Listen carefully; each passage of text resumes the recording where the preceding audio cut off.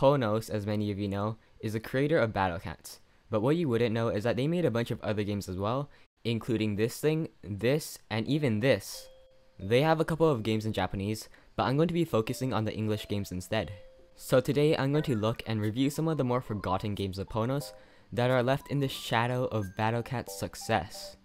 I played each of these games for a minimum of 2 hours each, which I think is a fair amount of time to judge a game by. I also left timestamps in the description if you want to skip some games that seem uninteresting to you, or if you want to see a specific game. Let's start off with the star of the show, Battle Cats. Battle Cats is PONOS' most popular game by far, with around 50 million downloads worldwide. Released in 2014, this is honestly the best mobile game I've ever played so far. You probably have played this game already, so I won't bother explaining what it is. Battle Cats is PONOS' most popular game for a reason. It has very simple gameplay that also requires some skill and has good retention time where I could play for hours without getting bored. Definitely not biased for my 700 hours in the game, and the progression system in the game is very linear as you almost always advance in the game one way or another. The game isn't pay to win and you can progress all the way to the end of the game without spending a single penny. It has a nice art style as well with cute cats and enemies, and it's just an all-around amazing game. It also doesn't require Wi-Fi to play, which I think is always a plus.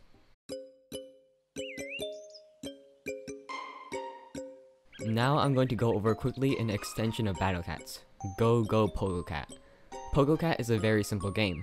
The best way to describe it is sort of like a Geometry Dash game, but with a Battle Cats theme. Unlike Geometry Dash, you can double jump, and the further you go in the level, the faster you become, and whenever you fall off the map or hit an obstacle, you lose. After you collect a certain amount of gems, you can get a new cat or upgrade your own cats. Completing certain missions in the app give you rewards in Battle Cats.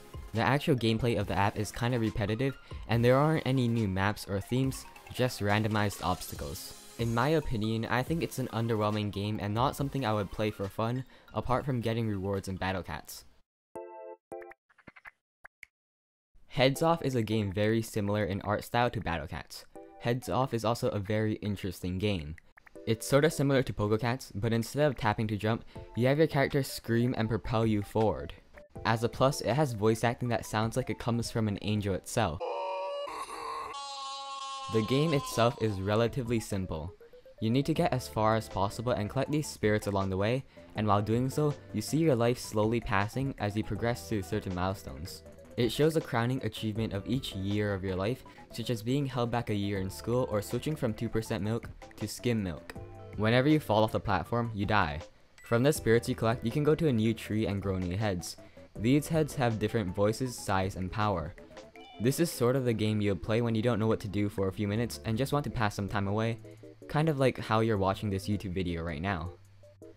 Playing the game itself is pretty fun, and I could play it for at least 30 minutes without getting bored. There are no ads, no pay to win, and it's just a casual game to play when you are bored.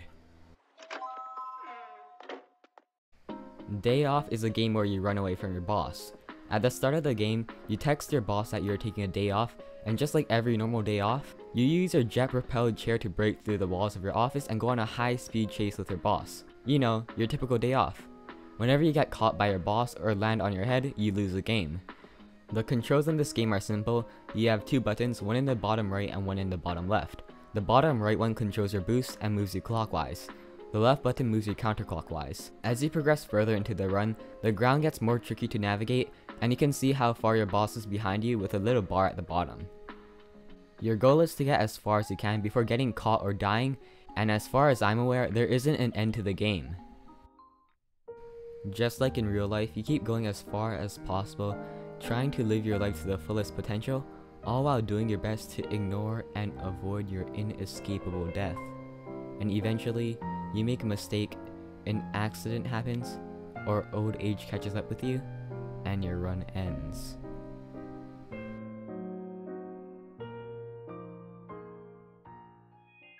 Or maybe it's just a fun mobile game that you download for a few minutes of fun. Yeah, let's keep it at that. Apart from that dark analogy, the game itself is a bit underwhelming. While the game is simple and the controls are relatively smooth, there is no progression system apart from you getting a higher score in the game. You just repeat the same levels over and over again with the same backgrounds, and randomized obstacles. It's a good game, but I would probably only play it once and uninstall it later. Ball Action is a game that is entirely in a different genre than PONOS' usual Battle Cats theme. In most of their previous games, they all had a sort of similar art style to their original Battle Cats game. But this game is where everything changes. Ball Action is sort of like those IO games you would see on ads. All of the IO games you would see on ads have a similar graphic design, where everything is simple and a bit scuffed, which is what Ball Action looks like. Ball Action is very simple. You drag your finger in a direction and your ball moves in that direction. Your goal is to knock the other ball off your platform. When you knock down all the other balls off the level, you win and advance into the next level. Every 5 levels you beat, you unlock a stage with a bunch of coins. But with all of these IO games, there is always an unseething threat, the perpetual shadow of dread and distress hanging over you. Ads. This game is littered in ads. Every other level you beat, if not every single level you beat, you get an ad right after. This is an insane amount of ads, as each level only takes around 30 seconds each. Most of these ads are around 10 seconds each, so that means if you play this app, 25% of your time goes to ads. That being said, turning off your Wi-Fi lets you play the game in peace. As far as gameplay, it's actually not that boring. The levels each have a different variety of enemies, and some of them are actually pretty difficult to beat. Some enemies are these little tiny things that are really annoying, this ball that splits into even more balls, and this huge red ball which took me too much tries for him to beat that it would be embarrassing to tell you. The progression system in the game is pretty simple. You beat levels and upgrade your ball, and the levels get increasingly longer and harder. Please don't take that out of context. Overall, I think it's actually kind of fun. Not sponsored, by the way. Anyways, this game is overall pretty decent, as long as you have your Wi-Fi turned off to stop the ads from getting shoveled down your throat. Tails.io is another game that is different from PONOS' usual theme. It's also like another one of those IO games you would see in ads. Basically, you spawn on a floating platform in any shape, and your goal is to be the last one standing. You move around by dragging your finger in a direction, and to knock other people off the platform, you let go and your character spins and knocks back the enemies surrounding you. You can upgrade your tail by getting these drops of meat, which increase your size and tail length. The bigger you get, the more farther you can launch others off the platform and win easier. This isn't a multiplayer game and you can only fight bots. There are levels in this game, and whenever you win a game, you progress to the next level. Similar to Ball Action, there is a level with a bunch of coins every so often, so you can kind of see the similarities between the two games. There are also some boss fights as well.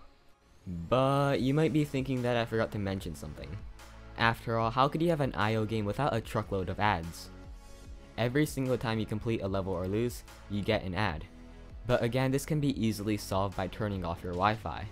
So is the actual gameplay without ads good? The game itself is kinda laggy, and I would say I have a pretty decent phone. These IO games are sort of the games you would play when you need to pass a few minutes, and not something I would play normally. I saved Goki Atsume for the last, and for a pretty good reason. Some people may just not want to watch a game revolved around cockroaches, which is shown by the amount of downloads in the game. If you don't want to see this game, you can use timestamps in the description to skip to the conclusion. So Goki Atsume is a game where you collect as much cockroaches as possible. Whenever you turn the lights off in the room, cockroaches come out. After that, you can turn on your lights and click on the cockroaches who become into coins or GP, which is the game's currency. I forgot to mention that this game is kind of a horror game as well.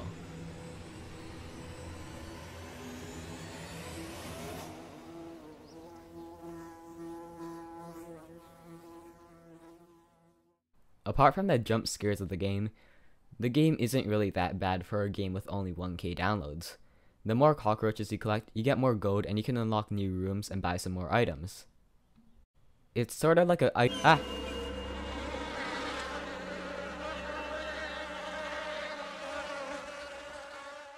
Well, I already knew that was coming because my voice is recorded later. Anyways, you can turn off your phone and turn off the lights in the room as well, and you can leave your phone for a few minutes and come back with a whole room of cockroaches to collect. There is also a tiny Battle Cats reference where you can buy a Battle Cat and it eats cockroaches for you. Yum. So overall thoughts on the game. It's just a weird game in general, and it's honestly up to you if you like the game or not. Maybe it can help you overcome your phobia of bugs or something. This is just too weird of a game to actually rate. So I think we all learned a bunch of things here today. Before I started this video, I thought PONOS only consisted of Pogo Cats, Heads Off, and Battle Cats, which are the 3 I only knew about before. I had no idea about these other games, especially the IO games.